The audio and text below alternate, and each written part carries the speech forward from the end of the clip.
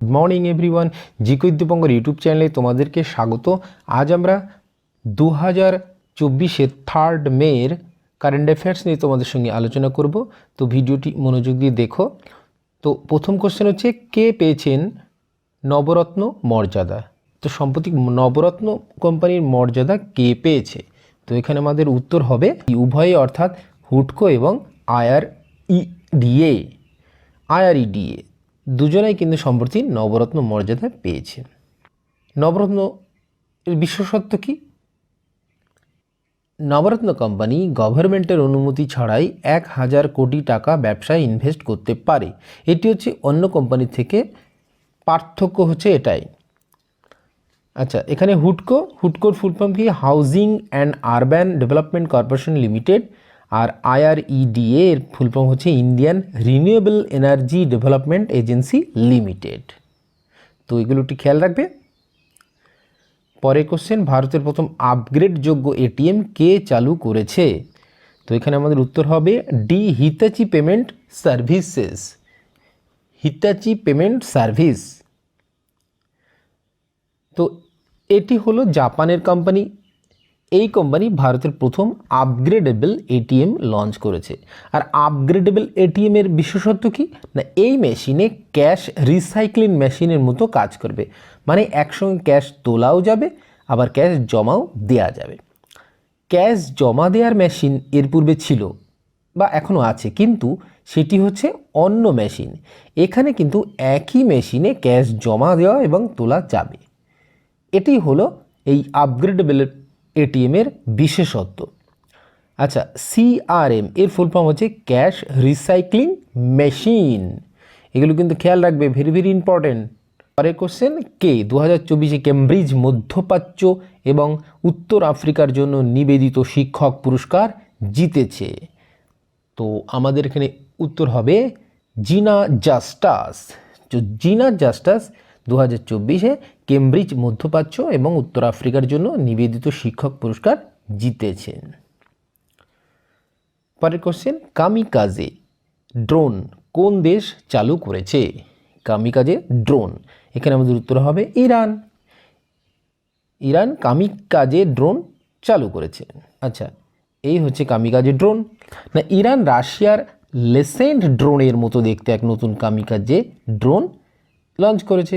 Russia যখন ইউক্রেনের উপরে হামলা করেছিল তখন এই লেসেন্ট ড্রোন ব্যবহার করেছিল।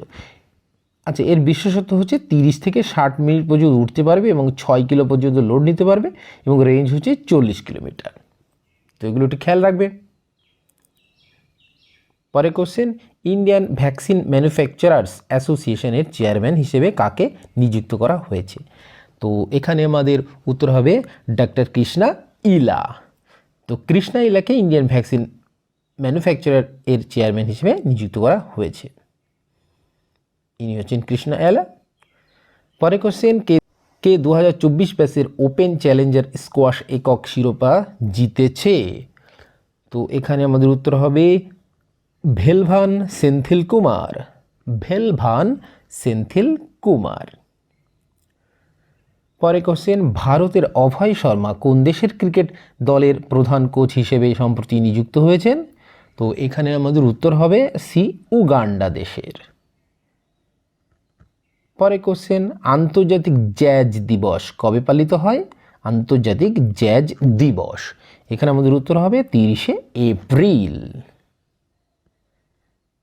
পরে কোশ্চেন, 2024 সালের সাংহাই তীরন্দাজ বিশ্বকাপে ভারতে কয়টি পদক জিতেছে? তো ভারত কটি পদক জিতেছে? ভারত হচ্ছে 8টি পদক জিতেছে। পরে কোশ্চেন, কোন রাজ্যের টেক্সটাইল কারিগরকে আজরাককে জিআই ট্যাগ দেওয়া হয়েছে? তো এখানে আমাদের উত্তর হবে এ, গুজরাটের।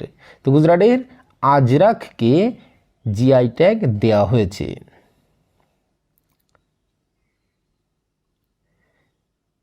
এবার আমরা দেখে নিই গত 1 মের যে সমস্ত কারেন্ট অ্যাফেয়ার্স নিয়ে আলোচনা করেছিলাম সেগুলো একটু রিভাইজ করে নিই। তো প্রথম কোশ্চেন ছিল, সম্প্রতি আইসিসি কাকে টি20 ওয়ার্ল্ড কাপের ব্র্যান্ড অ্যাম্বাসাডর নিযুক্ত করেছে? না, যুবরাজ সিংকে। সম্প্রতি ভারতকে G7 সামিট 2024 আমন্ত্রণ করা হয়েছে এবং প্রশ্ন হচ্ছে G7 সামিট কোথায় হবে না ইতালিতে হবে? আরামকো কোম্পানি 2027 সাল পর্যন্ত ফিফার প্রধান ফুটবল টুর্নামেন্টের আয়োজন করবে। এটি কোন দেশের? না সৌদি আরবের।